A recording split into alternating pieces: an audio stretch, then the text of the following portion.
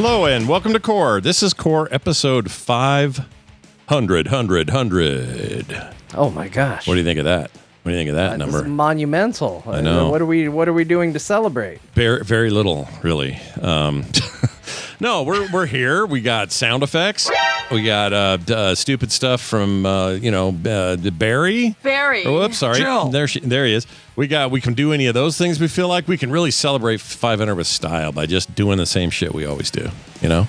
Nice. That's not true. So there's a couple things going on. One is we're all here. Beau is a little under the weather, so if you don't hear him as much today. Yeah, I'm celebrating by feeling like dog shit wrapped in cat shit wrapped in a rat corpse. I'm so sorry, man. It sucks. Hooray, 500 episodes. Yay! Incredible. Woo! He has for some reason been shrunk. We don't know what happened exactly here, but we have Tiny Beau with us today. Yeah, if you're just tuning in. I don't know why he seems I'm so too small. tired to reach. I feel like we're podcasting with Yoda today. Is it because you? Is it because you're sunk down in your chair, or is it because you can't reach that camera to adjust it, or what's your deal? I just have massive lethargy, right? You know, the sick lethargy. Oh, yeah. It's like I don't care. I actually look better than I thought I would. I've been pretty pitiable like all week. Giant bags under my eyes. Yeah, you got sick pretty quick Miserable. after the show, right? Like a day or so, or something. It started on Saturday. Oh, I knew it was happening Friday. Even you know when you feel it. mm-hmm. But I thought like, oh, this is perfect. You know, you're like, I'm sick on the weekend. Like it sucks, Yeah, but it's not going to impact work. I'll be fine for core. yeah, And then it just doesn't go away yeah. because every day is a new carnival of fun symptoms. Mm-hmm. So I'm actually getting better. I'm as good as I felt in 6 days. Oh, so we're As actually you on the can tell, upswing. Okay. I'm not. I'm still not very cheerful. I guess we'll put it that way. Beau is both low physically and low visually. He's way down there, as you can see. Hi everyone. 500. Beau is his own. He's his own lower third. His arm seems normal size though. Yeah, I know. Like look, when his arm's up, there's something going on with this angle. He's like a normal arm on a little man. Yeah, it's freaking me out. I'm cosplaying as Punch Up. Oh, nice. Speaking of which, I wonder if Scott beat that game this week. Maybe he did. We'll find out soon. Yeah, we will find out if. Spoiler time. Spoiler music. Where's the spoiler baron? Actually, you could say, does LA still burn? Kind of like we do with Tsushima. And the answer is no, it does not burn anymore. Okay, so Yeah. Oh, it's like yeah, one day Tsushima's looking at LA jealously right now. yeah, which doesn't happen very often, if we're honest. But anyway, Beau, I'm glad you're here despite your ill repute. Yes. That doesn't sound right. That means your ill reputation. I don't mean that. Just I have a reputation for being ill this week, so sure. Did you get it from your mom or like family or somebody came by and said, "Hey, Beau, what's going on?" I don't know. Yeah. I don't know. I know I've been out of the house a lot. Serves me right for interacting with the public. Yeah. Ugh.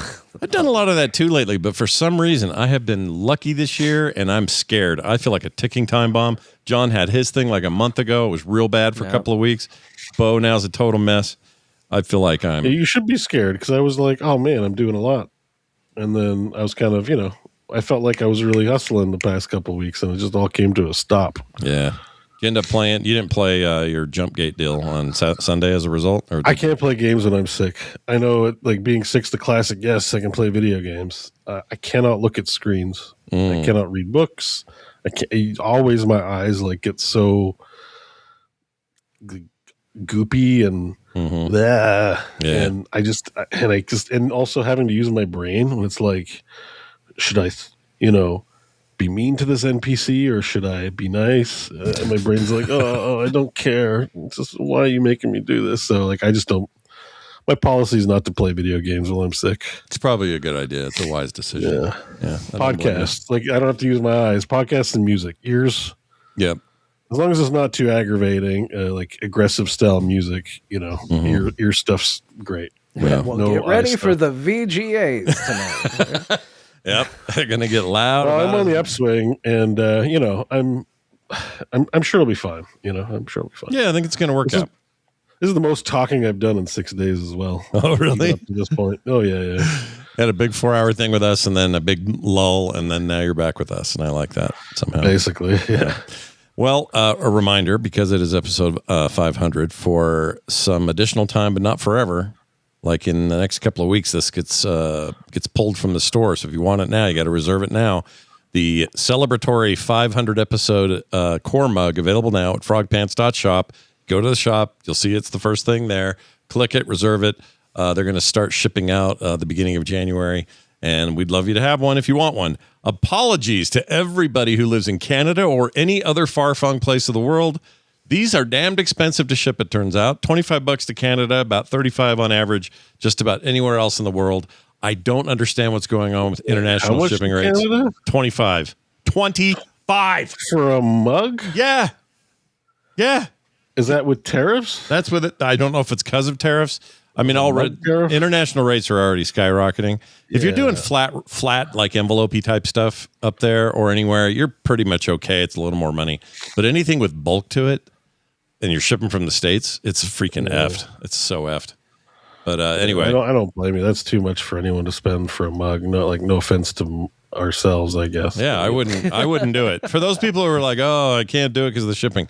I get it. Don't do it. Don't worry about it. I wanted to make sure it was there if you wanted to. If you really had, we're feeling strong about it and you wanted to pay the shipping, fine. You have the option. I mean, that's who I feel bad for, is the people that really want it and it's just too much because of shipping. But we can't control that, unfortunately. No, 10 years ago on this show, we could have done this for, I don't know, it cost me about $8 to send it up there. But it's all changed now. It's lame. Anyway, so there's that thing you want to do. Frogpants.shop is the place to go. Before we jump in today, I wanted to share something that Taz sent me. This made me laugh. I think you guys are going to laugh. This. Wait, can I say something real quick? Do it. Oh, you guys look great today. Did I miss a memo? I don't look great. I look like I'm out lumberjacking. Yeah. Maybe I'm just feeling bad, but I just got my normal old crusty core black T-shirt on. John's looking fabulous. John looks great.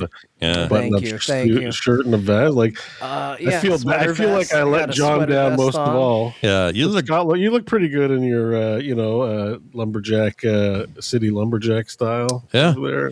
I mean, I'm comfortable. Fan. John looks like he's the masked singer, and we all just found out who it was the whole season. That's right. It was me. It was me all along. Like you're gonna do flamenco in that.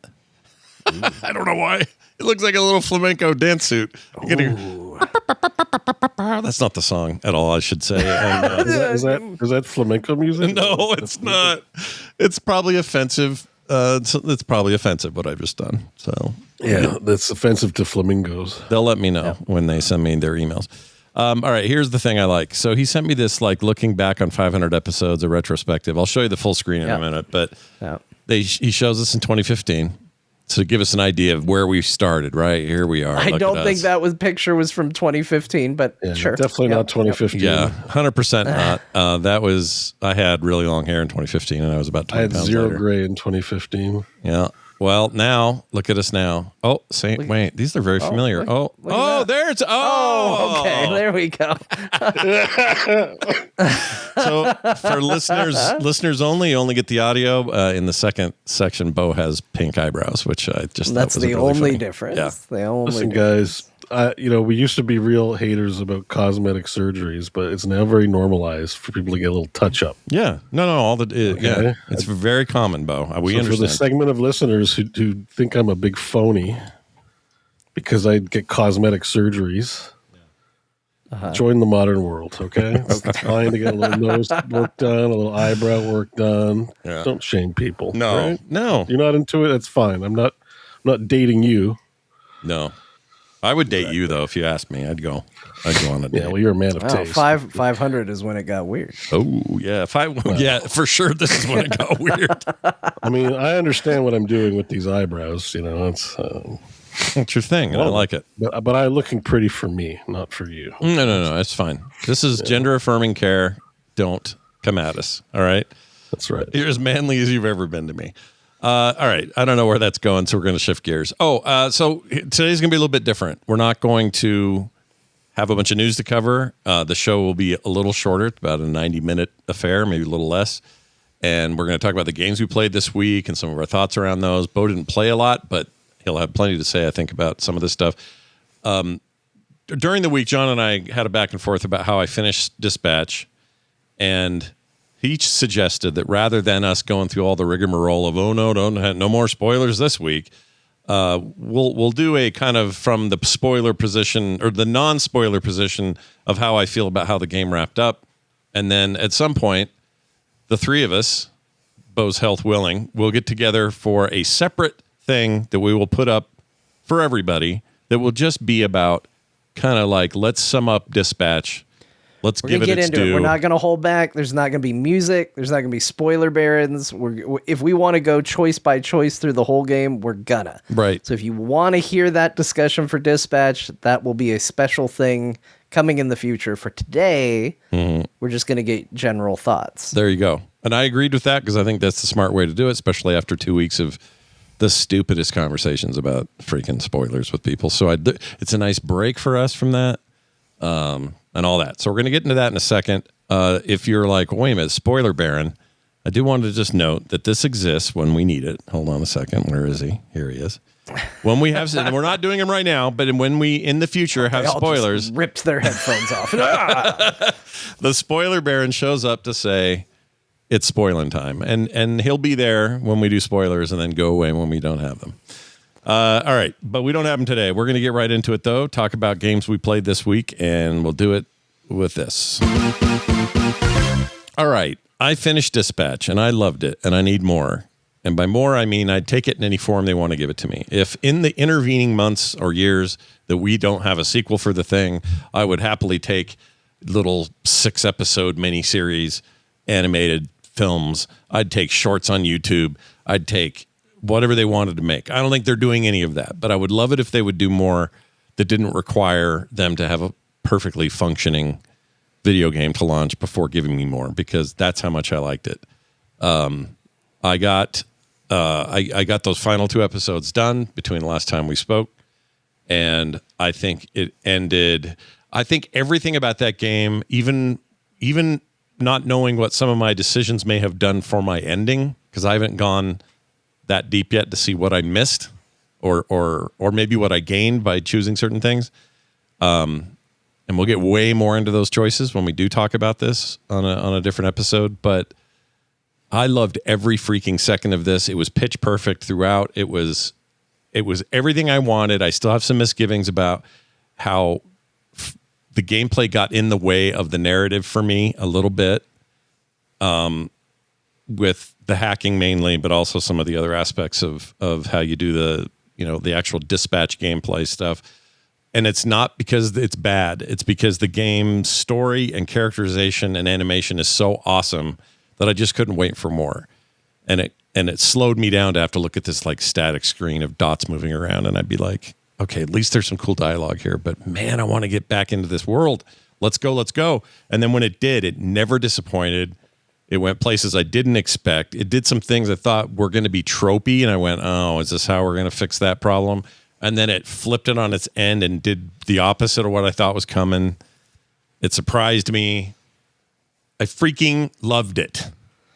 So there's my hot final take on that game. I loved it. Yes, John. I think you really nailed it. It did one of the things that I think it did the best was there were a lot of points in the story where it was very easy to look at it and go, is this going to be this? Is this going to be this? Oh boy, it's going to be this. And it oftentimes it didn't do the things I was worried it was going to do. And I found that very refreshing. Yeah. And there are times where it did things you were glad it decided to do. How do I explain this? Because there's that aspect of it, but there's also parts of me that were like, please don't just be edgy about the way you're going to finish this or change this or do this scene just because that's what people think the boys is like. That's the new thing with Heroes. Like there are points of it where I really did want the heart to come out, and then it did. So I was satisfied there. But then there were like plot points that are just easy tropey things to get away with. Probably they could have done it and saved themselves a bunch of time, but instead they went all those extra miles to make those stories more interesting, more complex, and more surprising. And so then the opposite was true. They were doing things I didn't expect in all the right ways. And I came away wanted to be with these people and hang out with them. And and I made up with one of them, like one that I thought was made out. Made up with one that was a total dick before.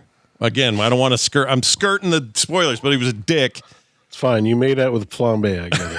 Cool. And now I feel a little bit better about it. But yeah, it's a. I don't even know what to call this game. It's barely a game for me though, and that's the only weird thing I have about it is, it's so much. Games are often like the whole idea of a good video game. Even back in the old days, the old retro days, it was to recreate the sense. If you bought a D&D game or a Lord of the Rings game, the idea was to recreate the feeling of being in that world, even though it meant pixelated 8-bit graphics and you had to use your imagination a lot or whatever. But the whole idea was the game is trying to put you in a place and tell you a story and have you be a part of it. And then jump to modern times, and we still have those experiences now, and they're just closer than ever to being the cinematic thing they're trying to obtain, to try to be. And this thing is just, it absolutely is the thing it's trying to be. It's trying to be this story. And in previous Telltale games, it was like, all right, well, these characters look good, and they're a little choppy. I mean, maybe some of that animation's not great, but it's a video game. I can live with that. The voice acting sure is good or whatever. You forgave a lot of those little wrinkles. This just simply doesn't have those wrinkles. Like there's never a moment where I went, ugh, the tech on this scene is bad, or the animation there was really left to the wind or whatever. And that's where it's different.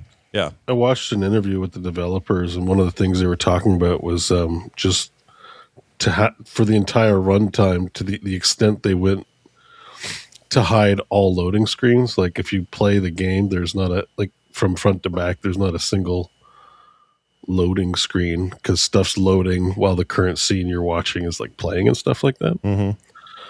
So, they like that seamlessness between transitioning to different scenes. Like it's not just video that's playing, right? Like there's, the seamless transition between dispatch time and lifting your head out of the computer to have dialogue, then go back into hacking.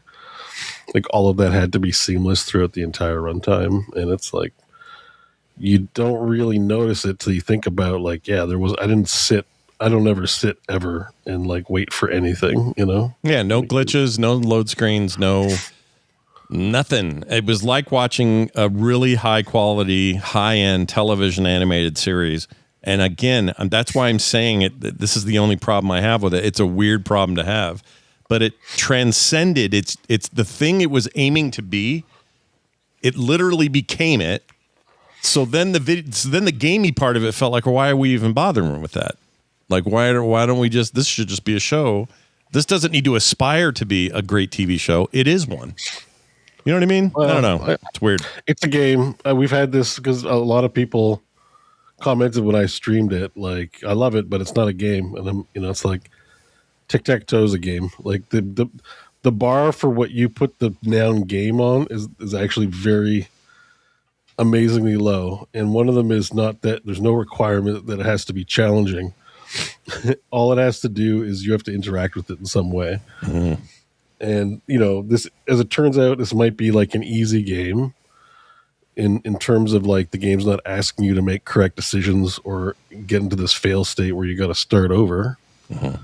But that doesn't make it not a game. I mean, patty cake's a game, Yeah, so no, it's still a game no matter what. For sure. I think like, a performance is like probably maximal passivity in terms of you put on a video and you watch it.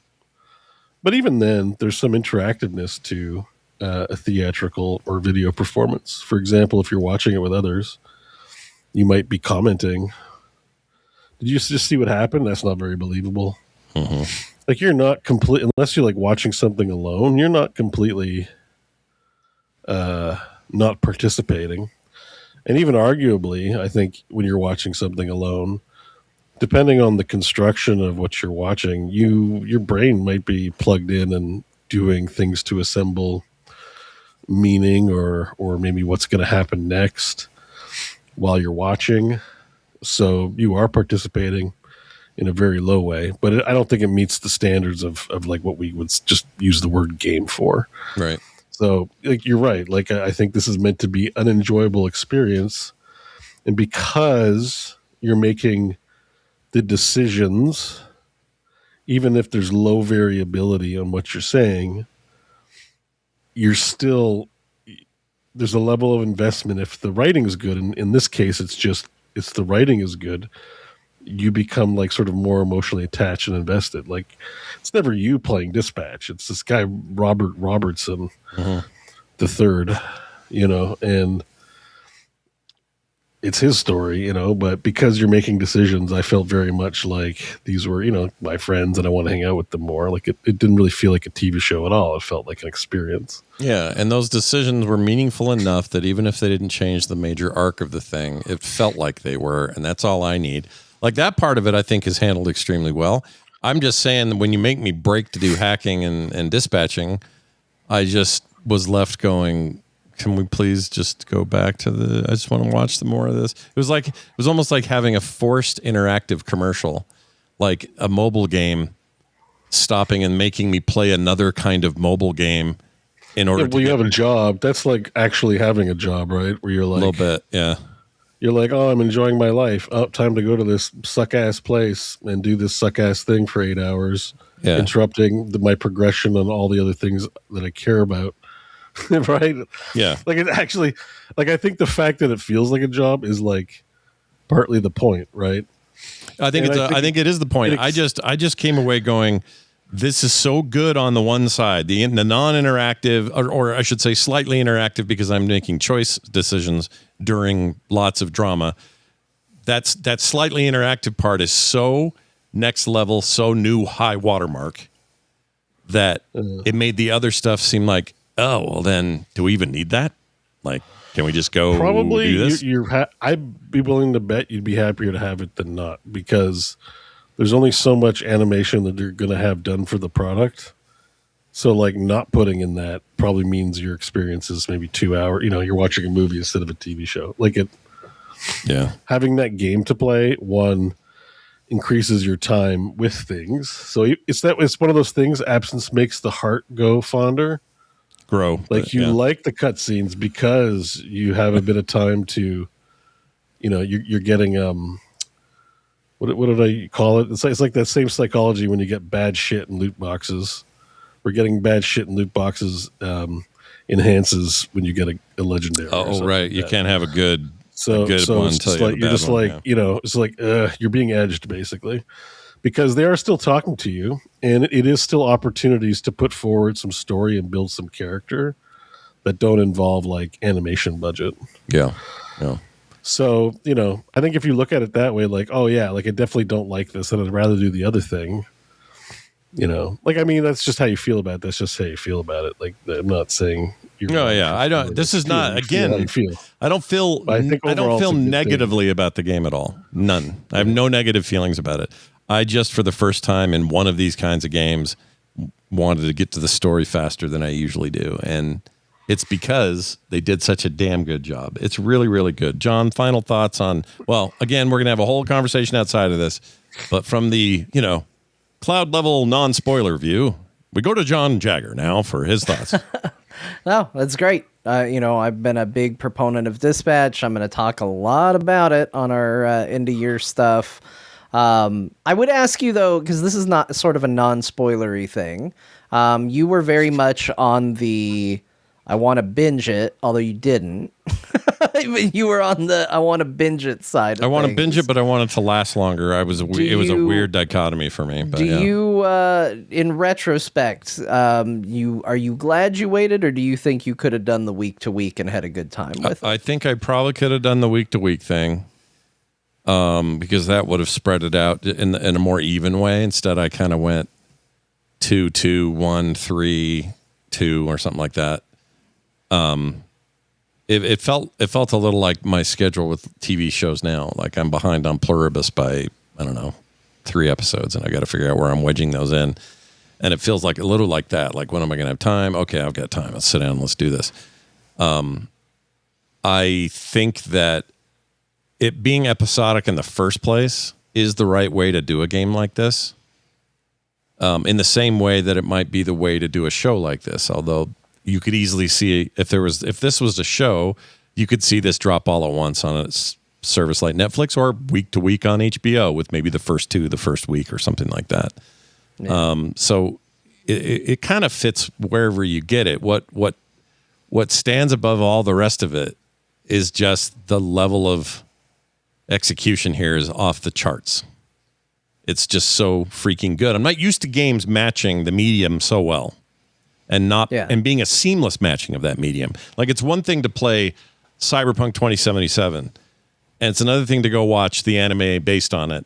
What was the first one called? Edge Runners. Edge Runners. You can go watch Edge Runners, and then you can do that, and you can have a wonderful time in both places. But I don't want to see an in-game Edge Runners. Well, maybe I do. I just don't know how they would pull it off. I mean, I say that thinking, of course I do. But you know what I mean? Like, you're not going to be able to... They're very different styles and approaches to telling the story. In the world, there's a lot of similarities, but it's definitely a different kind of ride when you go watch Edge Runners. This sort of feels like the natural evolution of what Telltale was doing. Yes. To its kind of final form in a way, and not to say they don't have directions that they could go. I'm kind of with you in one degree. I never really had fun playing the hacking minigame, so I was never really excited for it. But for me personally, I think the Dispatch minigame was not only a lot of fun, but I think it was quintessential to the story they told. So I do feel it was very important that it existed there for me, at least. But so I mean, there are things that I think they could do to modify it, to change it. But when you look back at things that Telltale did, like Walking Dead, Wolf Among Us, they're big games that they put out. This feels like we finally have a medium that matches our vision. Yeah. Because as good as the story and the storytelling and the acting that went into things like Walking Dead there were always those moments where people were still kind of derping around in the Telltale engine, whatever it was called. It was like an emotional scene that's bringing me to tears, and then they just kind of turn and they're like, just a real stiff animation turn, and you're like, man, if this could just be a little bit bigger budget, maybe something really cool would happen here. And it feels like this is achieving that. Again, one of the things that I really liked was and this is not spoilers. We don't need to put up spoiler baron. There's a part where you can tell a character's reading a teleprompter, right? Mm-hmm. Like, that's the sort of animation detail you would have never gotten in old Telltale. Like, they just didn't budget for that sort of thing. They didn't have the turnaround time. Like, even from a episodic perspective, we got 2 episodes every week for 4 weeks.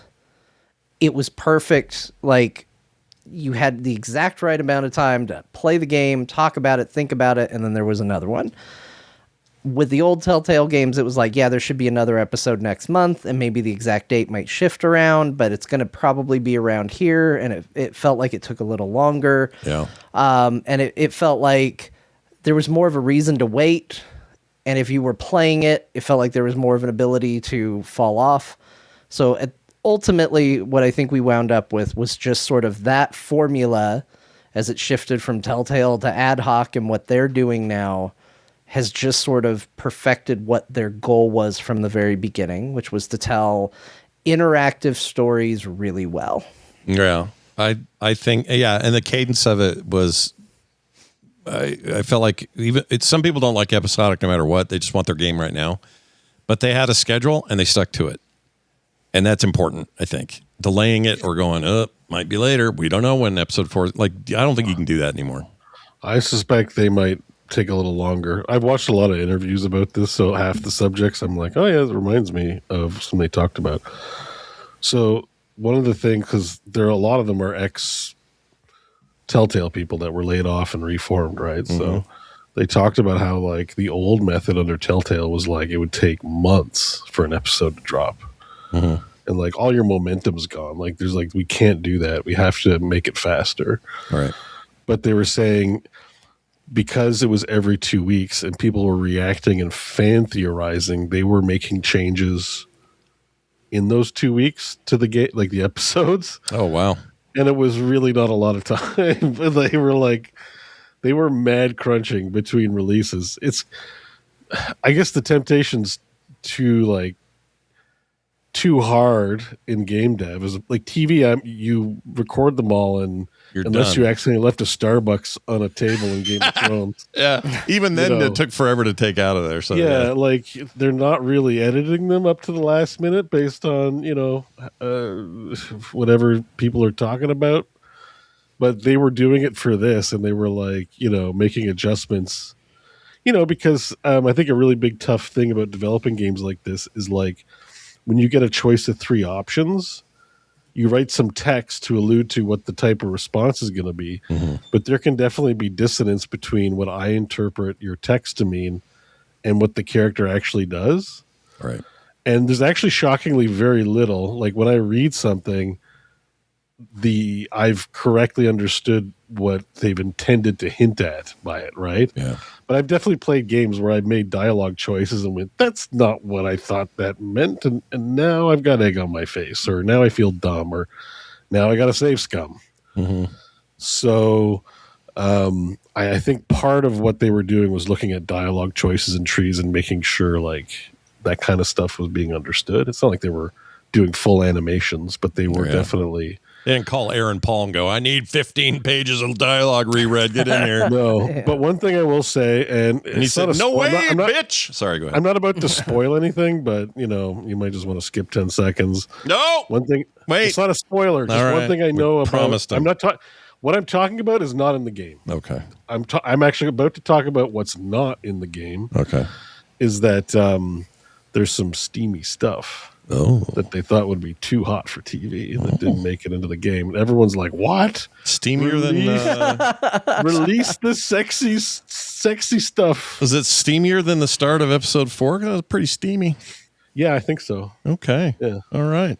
They're not even letting the Rule 34 internet take it. They're just like, hey, we got some stuff right here. I'm sure. First. Yeah. They're going to do that either way if they, if it's... Oh, sure. Yeah. Yeah, that's happening no matter what. But there definitely was some stuff that I saw that was like, they didn't release any of this. I didn't see the actual material, but they were like, they definitely cut some stuff that they thought was a bit much in terms of woo, save something for the sequel, Yeah, somewhere to go, I guess. Release the director's cut. Yeah. DLC. I'll pay an extra $20 for some Yes, chat says hot coffee, the hot coffee version. Oh yeah, exactly. Remember when that was? Well, wouldn't it be like the rap Twinkie or something like the that? The rap Twinkie. There you go. That's perfect. Yeah, it's bottom line though, man. This is so good. I hope a whole bunch of things come out of it.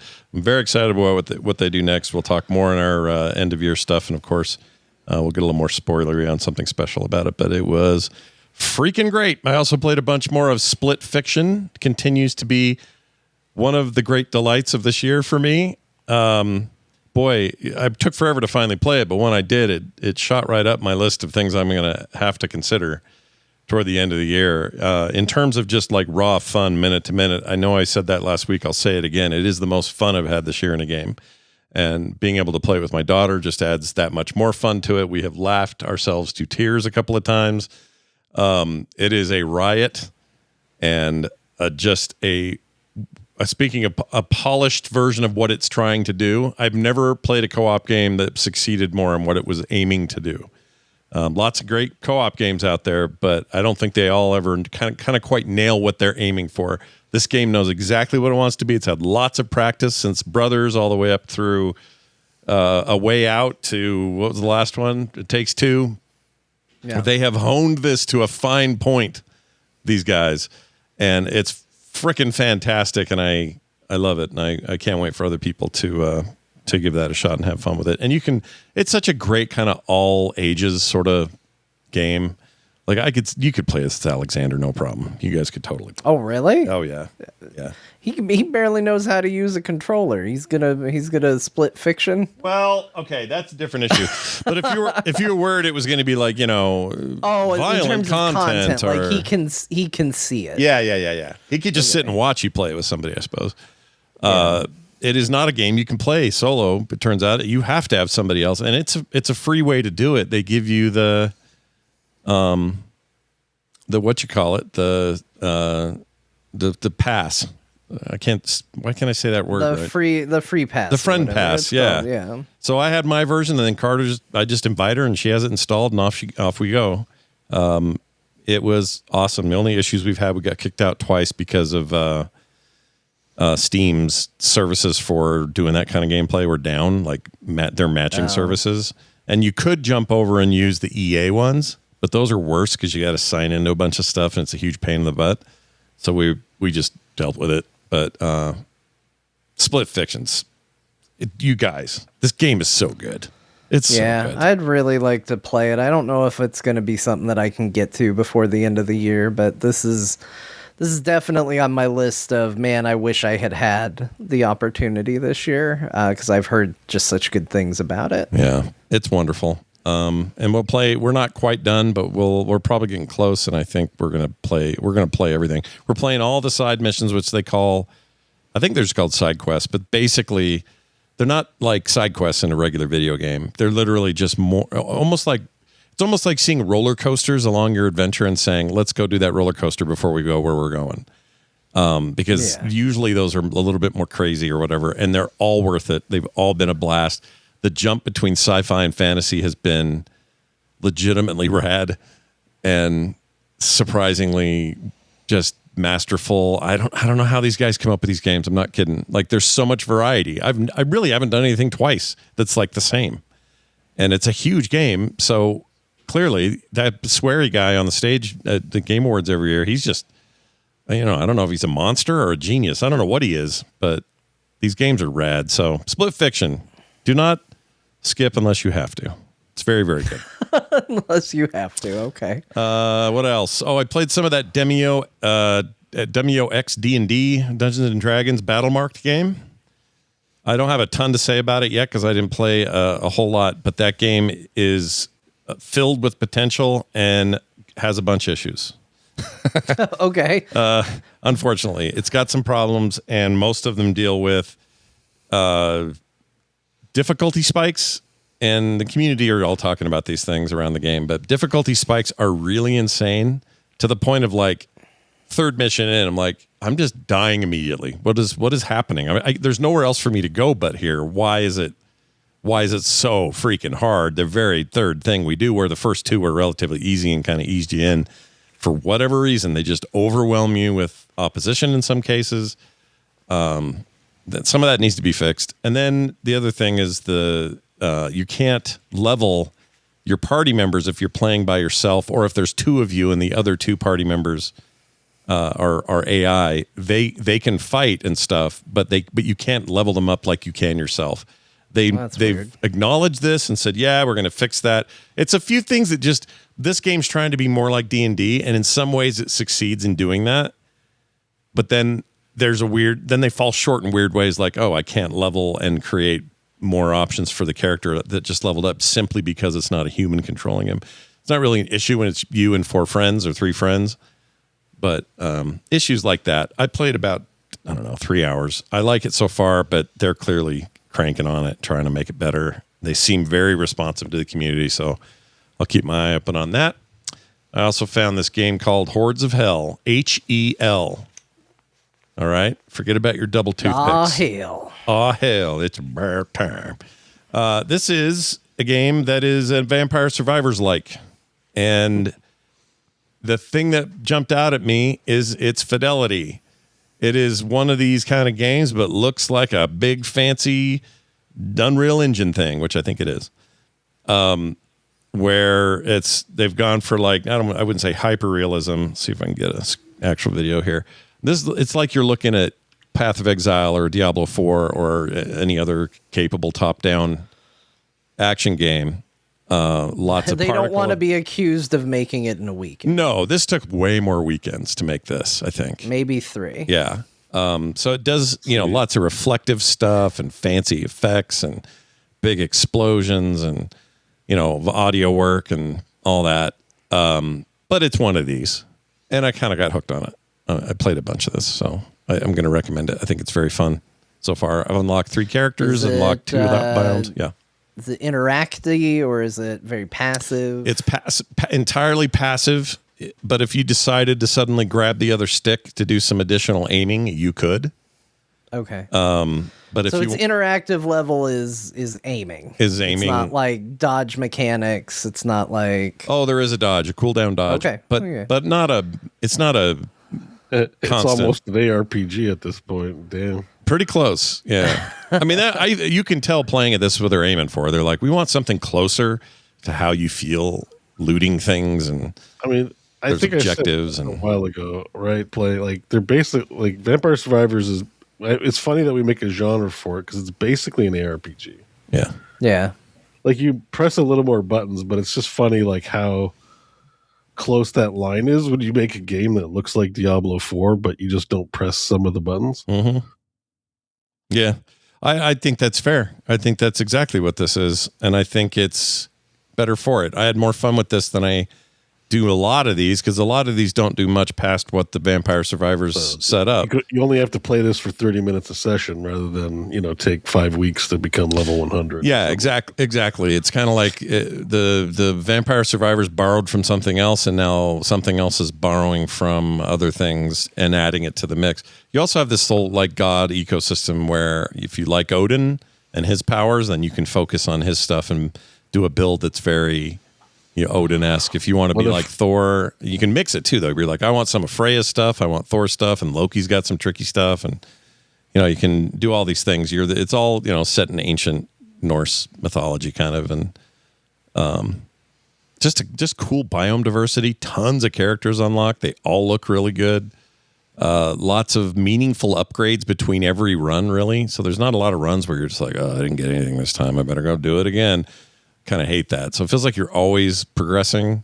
Early on, this got some beef for performance issues, but I didn't have any. I think that's all in the past now. It's cool. I like it a lot. If you're into these games, try it out. Runs great on Steam Deck. Even better on PC. Very cool game. Hordes of Hel. Hordes of Hel. Only one L. That's right. Hordes of Hel. And is it Hordes of Hel or Jotunnslayer? It's Hordes of Hel. Was the name of the game. Oh, it's Jotunnslayer Hordes of Hel. For some reason, they made the Jotunnslayer really small. Oh, yeah. Why'd they do that? Oh, it is called, yeah. Well, or Jotunnslayer. What's Jotunnslayer? And at the end of your run, if you've done all the objectives, you take down the Jotunheim, whatever this thing is, and then the next biome's got a version of that you got to take down. So there's also kind of quests. You can choose between quests. A quest will pop and it'll be like, go light all the fires or go kill 3 of these elites. And you'll have a difficulty rating on them. And then depending on which one you choose, you get more gold for one than another and stuff like that. Just a lot of sort of other action RPG ideas thrown into the mix. And I really like it. It's very, very cool. I'll keep with this one. It's early access like a lot of these are right now. They're not. This one's not 1.0, I don't think. I have to double check. I don't think so. But pretty neat. And then what else? Oh, and then just a side note, I'm playing a little bit. I've been messing with this new device I got that will play up to PS2 games. And nice. Kind of reviewing it for Play Retro. It's a sub $100 device, which is crazy, made by Mangmi. It's called the Air X. It's another one of these Asian devices. Mangmi? Mangmi, Mangmi. It's hard to even pronounce. I don't know how you say it. But really nice, solid device. It's an Android-based device, so it's a little bit different than the Linux stuff out there.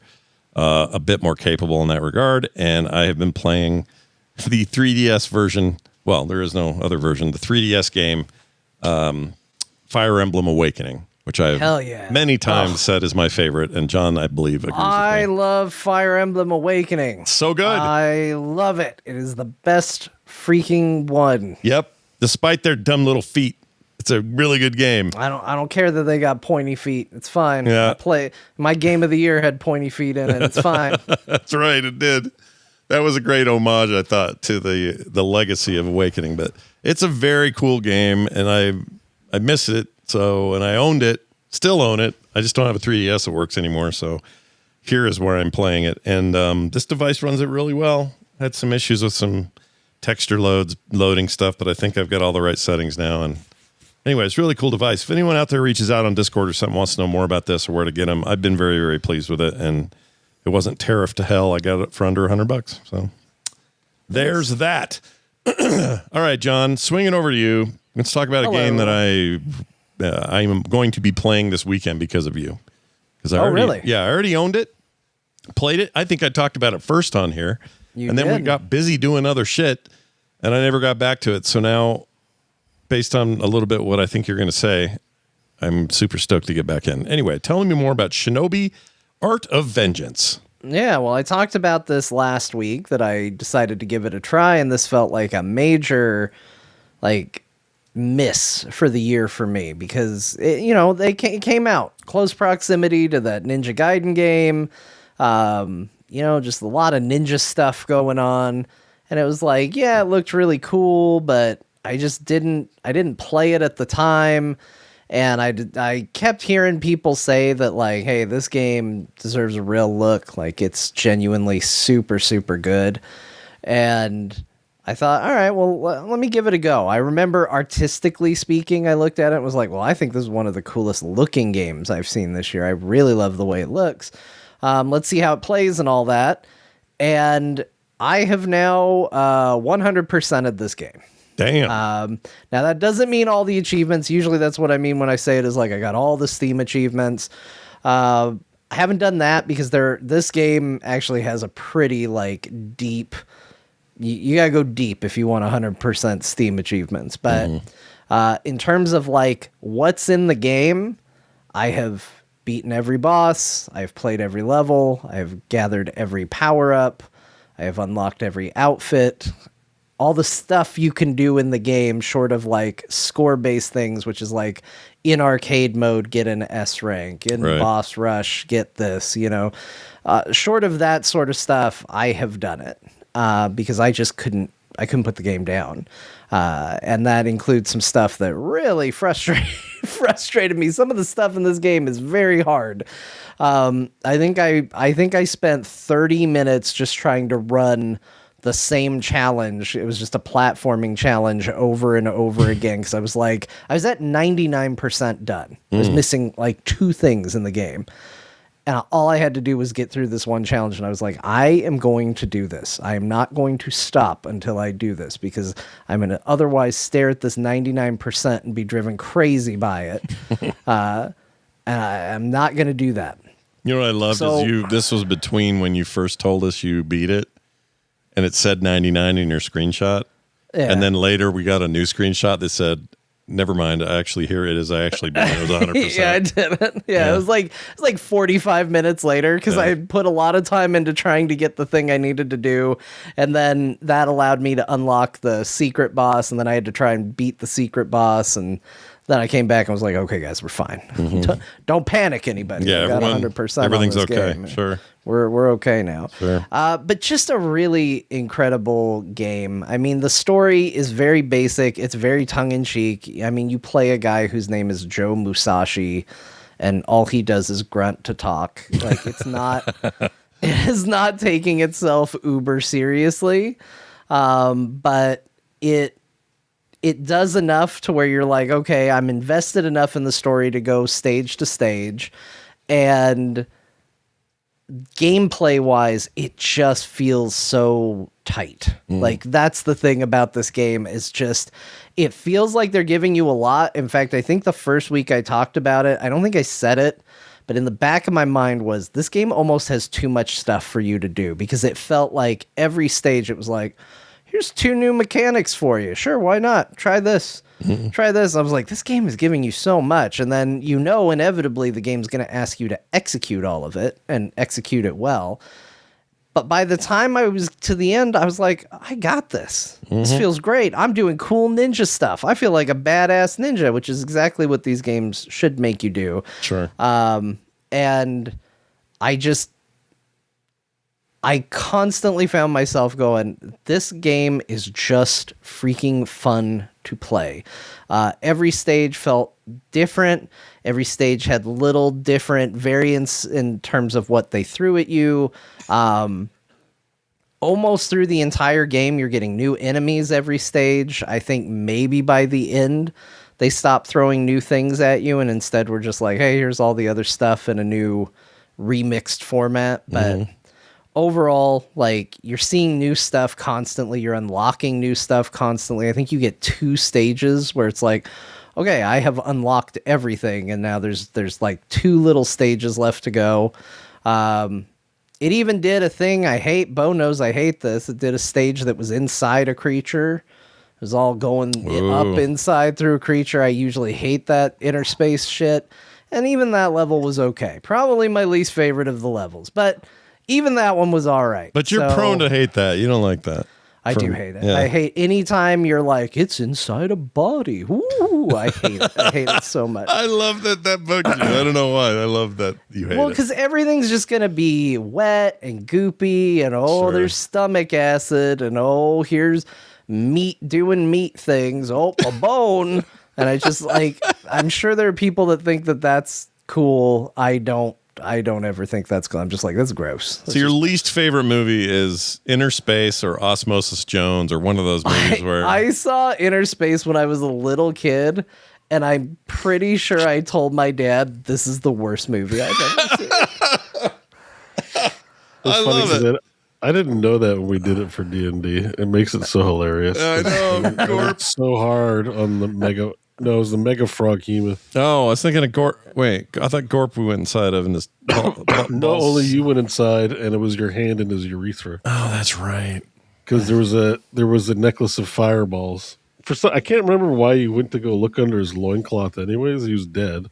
It's some bullshit Nash does. But you went to go look in there, and then there was a necklace of fireballs in his urethra. Yeah. And when you I think you had killed him or maybe you didn't kill him, knocked him out. And then when you took the necklace of fireballs, spoilers, everyone, put the spoiler baron up. But this will probably make you listen to TWBD if you haven't. Oh yeah, this is a high selling point here. Yeah. But like when you pulled out the necklace of fireballs, you were like, sweet, but then there was still pee in his urethra, and he's a Cyclops, so it's a lot of urea. It was a lot. More than that's in Pepsi now. There's a ton of urea. Doused, or Nash got doused, but your character Nash got doused. Yeah. It was not a pretty sight. No, but there was an arc where they drugged out a froghemoth and made him a mega ultra froghemoth, and then they went inside. And I think eventually you sailed out his butthole on a boat. That's right. And John hated it. Just we didn't know. Yeah. How much you hated He's like, that. why did I agree to do this again? Like, and I think it lasts. I think we've turned it into a whole voyage. Oh, it was a good time. I enjoyed it. I'm not sure for the right reasons though. Well, anyway, that's great. This game is rad, and people should play it. And I'm about to give it its full, give it the full Johnson. Good. If you know what I mean. Yeah, you should. You should give it the full Johnson because this game is just cool, and it doesn't it wants to challenge you, but it doesn't want to be impenetrable. Like if you die, there's really good checkpointing. You usually don't have that much to make up. The little bonus stages, which you might go, well, this is a frustrating little mini game I don't really like. Well, guess what? You don't even need to perform well. Like if you fail it, it's like, all right, move on. We're not going to give you the special item for completing the stage, but you just keep going. Yeah, you got through it. Everything's fine. Yeah. Yeah. I like that. So it's really generous in that way. It like I said, it doesn't try to set a challenge level that you can't get to, but I just had so much fun with this, and it just felt like nobody really talked about it this year. It seemed like you mentioned it and you said it was good. Like it's not like you came on here and you were like, it's okay. Yeah. You said it was really good, and you said you probably liked it more than that Ninja Gaiden game. And I was like, oh, I really like that Ninja Gaiden game. So how am I going to feel about this? And the answer is really good. Yeah, I think it's a little sad for them, the Ninja Gaiden people, because they made a really good game. They just happened to make it the same year as one of these that's just better. It's not that their game's bad. This is just exceptionally good. I know that nobody plans for that, but ironically, I still think the Ragebound game made more money than the Sega game, because people don't think of Shinobi as like a really tight action game. They think of it as a kind of an awkward side scroller back in the day. It wasn't like the most finesse in that game back when it was, a Genesis title. And this is just such fresh goodness. I just don't think people knew, and they didn't really market it. So as sad as they might be at Ragebound to be critically the second best side-scrolling ninja game of the year, they made more money, I think. Yeah, I think maybe too. Well, and I mean, people were excited about Ninja Gaiden 4, so I think there was already there was a brand excitement for this year. Yeah. But yeah, Shinobi is by far I am shocked how much fun I had with that, and it has some fun Sega references. You can see the dude from Shenmue driving a little forklift around in the back of the factory in one of the levels. That made me laugh. The blue ninja outfit is called the Blue Blur, which is what they call Sonic the Hedgehog. It does a lot of tongue-in-cheek little bits and stuff with Sega and its properties and all that, but which is great. Again, it's just the gameplay. And honestly, I think the gameplay might have even been something that turned people off, because if you watch gameplay of the game, you go, I can't do this. This seems like they made a really hard game that I'll never be able to play. Mm-hmm. But you would be shocked at how well all the controls and stuff come together in a way where it's like, oh, now I feel like a cool ninja. Agreed. That's awesome. I'm glad you liked it, and 100%ed it. Nice job. And 100%. I couldn't put it down. I was just like, I wanted to go back to the other stages because they're almost presented like mini Metroidvanias in a way. Not quite to that degree, but as you go through the game, you're like, well, I can't get here. There's obviously a thing here. I can't get to it. Eventually I'll get the thing. So the game does encourage you to go back, and it has a fast travel within the map so you can get close to those things. So it's not like you have to replay the entire level. You just okay, well, I can now break through this kind of wall. So I'll go back to that stage where I saw that wall, teleport real close to it, and go get it. And usually that's behind some sort of challenge course of some kind, whether that's a fight with a bunch of guys or a platforming puzzle or something. Mm-hmm. And, that's what they do. Yeah. They like doing that. They'll get you. That's how they get you. Yeah. Well, that's great. Very exciting to hear that. What'd you get up to elsewise? Other stuff? Other than that, this week, not a lot. I jumped into Divinity Original Sin 2. There are going to be people that are like, yeah, because they've been talking about it for the Game Awards. Nope. Kyle messaged me and he was like, man, remember when we played Divinity Original Sin 2? And I was like, yeah, man, I do. What a good time. I want to play that game again, because he was playing it again. That's what had him message me. I was like, oh yeah, I gotta play that. And I got back in. From a UI perspective, it is very hard to go back to after you've spent so much time in Baldur's Gate 3. But still, in terms of music and setting and characters, still very, very good.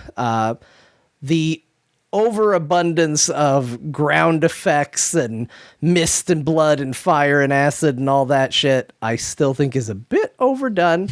I like that it's its gimmick, it's kind of its thing, and it's kind of known for it, and I wouldn't begrudge it, but it did remind me how happy I was that stuff got toned way down for Baldur's Gate 3. I was like, ooh, I did not miss this. Yeah, every fight was like, I'm in the goo.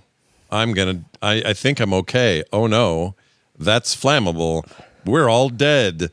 Reload. That game was brutal with the what do you call that? There's a word for it. D&D Beau always talked about it. But when there's shit on the ground that's reactive to the decisions you make, like difficult terrain. There you go. I guess difficult terrains. But I mean, even above difficult terrain, sometimes it's just fire. Sometimes it's just shit exploded and it's everywhere. Yeah, environmental hazards. Yeah, that game is full of them, and you cause most of them. Yeah, and sometimes unintentionally. It's like, well, I can deal with this fire. Great, now it's steam. How do you feel about that? Yeah, what are you gonna do now? Yeah. One of your characters is allergic to steam. Oh well. Yeah, well, steam, you can't shoot through steam, so you make the steam, and then your ranged guy has no attacks. Right, but if you got steam on the enemy, enemies have attacks on them, and so they get reamed. Right, but then you can electrify it with your wizard guy with his electric powers, and zap a whole bunch more people because they're in the mist, they're in the water air. So there's ups and downs, but John's right. There's just a lot of it. And one of your teammates is also in there, and you end up nuking one of your teammates. Yeah. The catastrophe of errors that game can do on you is great. I like it. It made playing with a group of people for my first playthrough, again, I wouldn't trade it for the world. It turns what by yourself is a big frustration. and makes it a lot more fun when you're with other people because you can all just kind of laugh at it and have a good time. But yeah, I didn't spend a ton of time with it, but I was happy to poke back in. Kind of the same deal with Final Fantasy XIV. I'm kind of dipping my toes back in there. They got a couple updates coming, a couple big things for how they do their version of Transmog, which is called Glamour. Big changes coming there.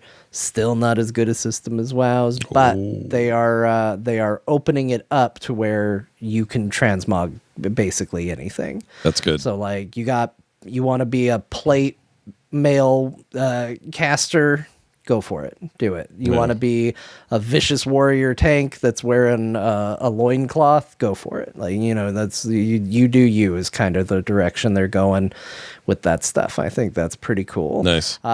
And I inadvertently played a little bit of Pokemon LeafGreen, which I absolutely legally have on my cell phone. Of course. And I pulled it up while my son was in the room because I was just like, does this still work? Do I still have this on my phone? Sure enough, I did. My son comes over. I'm like, you wanted to see? He goes, why do you have Pokemon on your phone? I said, well, I'm playing it. You want to sit here and play with me. So he sat on my lap. I'm reading all the text to him because, it's the RPG version of Pokemon. Yeah. And, it gets to, what's your name? I said, what do you want to name our guy? Poopy. All right, great. So we're Poopy. All right, we need a name for our rival. What's his name going to be? Poop. All right, great. We're Poopy and our rival is Poop. Good. I'm sensing a trend. Yeah. The funniest part, though, was, this kid has done nothing but, any games he has played have been on tablets and phones and things like that when he plays games. And the thing on the phone emulates the D-pad and buttons of a Game Boy. And he was like, I want the guy to go here, and he's just moving his finger constantly to try and drag the guy. I'm like, you gotta use the direction buttons. You go down, he push him over, and he's like, kept getting frustrated, and he's like, clearly just the idea of it not being a touch screen was too much for him. And then he got a TV early for Christmas from his grandparents. We hooked up my Super NES Mini and we played some Super Mario Kart and some Street Fighter 2 on it. And that okay was if fun. I share? Can I share this photo you gave us? Is that okay? Yeah, you can show the picture. That's fine. Check this out, you guys. This is so adorable. If I can find it. He sat up on the top of his bed and he played some Street Fighter 2 and some Mario Kart with me. He's having a really hard time with the concept of the controller, which is fine. Normal. Like I said, He's doing everything he's played has been tablet and touchscreen and all that. So the idea of a controller. Photo. Look at that massive SNES controller in his hand. Oh my gosh. It's so weird to him, but he loves it. He constantly is like, Dad, let's play some games. And he just has a good time. So that was a lot of fun. I love it. There's the thing with kids, man. They're all used to these touchscreens, and when they get frustrated when it doesn't react. They don't get it. Yeah. It's a really funny aspect of all that. And by the way, funny enough, I also played a little of that. I had this on here. Oh, did you really? I did. It's it's the only Pokemon game that I really like. I'm a huge GBA nerd. Everything on GBA was better than anything in my opinion. I just love most of the library. But that's the only real Pokemon game I ever put much time in is LeafGreen on the GBA. That's funny. That's cool. GBA rules. Beau, I know you've been sick, but did you get any time in anything? You get a little. Yeah, I mean, I've been playing Witcher 3, when I can, but not too much. So I don't really have much to share. I'm committed to playing the thing through. So I guess I can just tell you where I'm at. I'm just finished up looking for Ciri and Ard where the Irish Vikings are. Yeah, it's not Ragnarok; it's Ragnarug. That's right. And I did the whole. Well, there's a whole you got to pick the leader who's going to replace Bran on Crate. Mm-hmm. Right? There's Uncrate is the family name. Mm-hmm. Yeah. Anyway, so I did all that. I banged Yennefer on the unicorn. I was gonna say, was it on a unicorn? Yeah, it was on the unicorn. Yeah. So I was nice to the story, and didn't romance anybody. So when Yennefer started reading my mind to see what I was up to, she was all like, "Oh, I'm like what I'm reading your mind, and I like what I see." And Geralt's like, "Oh, I hate it when you read my mind. Stop it." Yeah. It's funny. It's funny how much he's irritated by things she does. She's just like, "We're going to teleport," and he's like, "No, I don't want to teleport," and she just does it anyways. Makes him sick, right? If I remember right. Yeah, he doesn't like it. Yeah, and we found the gin and we got rid of the curse that made us inseparable because she wanted to see if we were really in love, and it seems like we are. That whole bit. So I think I got to do some side quests, but it's now to the Kaer Morhen segment, which I'm looking forward to because I think the most memorable moment of the game is when me, Lambert, and Eskill dressed up in Yennefer's clothing and prank called wizards in the Megascope. Super drunk. It was like the funniest thing ever. So yeah, that's great. I'm looking forward to doing that again. And the game's great. Like I said, it's a big recommend. I think you have one more day, or today's the last day to buy it for $5. Can't believe they're doing that, and it's the version with all the DLC, right? It's like the whole schmear. No, the version with the DLC is like $12. Actually, sale's over. Sorry. Oh man. Well, the good news is the holiday sale is coming up. You probably won't have to wait long. Yeah, it's like to come back. I bought this game like on the Xbox for $5, and I didn't even play it. I bought it just on principle. Yeah, it's $5. I was like, "There's a ton of game, and it's $5." I think I played it a bit. Yeah, that game cross saves now. I'm not touching. I mean, I might play something else, but I'm mostly not touching anything else until I finish Witcher. Sure, I think that's great. I think I'm making good time. It's a very big game, but I'm doing the side stuff in Ard Skellige. I got a lot done in Velen Novigrad. I'm like level 25, so I'm pretty sure I'm close to the point where I'll be doing X-Pax content. Sure. No, that's great. I'm always happy to hear that. I would like to share something I did years ago that I'm proud of and probably shouldn't be, but it's a video I made of The Witcher. You're gonna show. The Witcher makes a lot of funny faces, and so do the other characters in the game. See if I can get this to play without blowing everybody's ears out. Hold on one second. Okay, here we go. I think this will work. Yeah. All right. Enjoy this. Here you go. Here's a little short video. I knew exactly what this was going to be. Like a virgin's tears.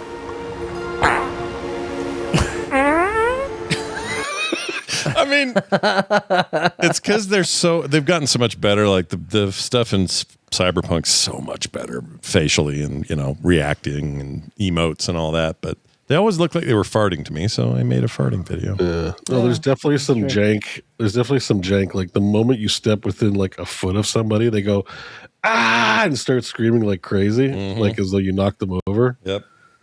And like every now and then, Roach appears in a weird spot when you call him. Oh, it's the worst. Freaking Roach. And sometimes the physics are like way too overtuned where you like kill somebody and their body goes flying 100 miles. Yeah. Can't count on that guy. All right, awesome. We'll keep that up. I want to hear about that DLC when you get there because I haven't played it. Never played Blood and Wine. Yeah, it was a friend of ours or a show listener said it was the best. Maybe it was someone you knew. I can't remember who it was. I know Kyle talks about it a lot, so you might have heard it from Kyle. Corinne, who used to help me run the Nerdtacular events, she's a professor now at the university in the games department. But anyway, she thinks it's the greatest video game content ever made, ever. Is what she says. Yeah, like I remember hearing a lot that the expansion was much better than the base game. Yeah. And I think it was from you, but someone you knew through you. Mm-hmm. And having played Phantom Liberty, I kind of have a better idea what that might mean. Because Phantom Liberty was honestly like the whole of Cyberpunk is good, but Phantom Liberty is like a story within the pre-built world, so they don't.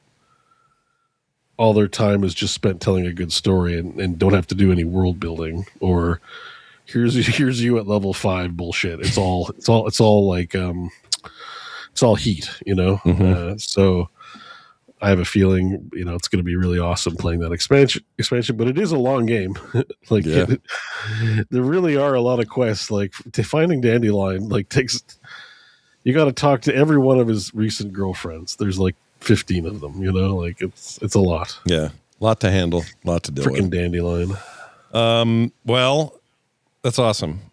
We're leaning into the Game Awards tonight, as everybody knows. Our episode 500 is going to walk right into it, right in the face. Can I make a scheduling proposal to you? Do it. Go.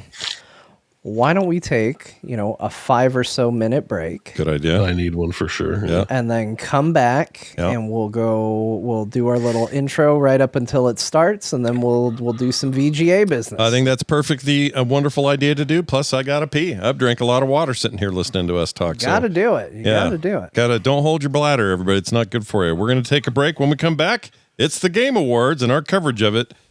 Don't go anywhere. I'm excited.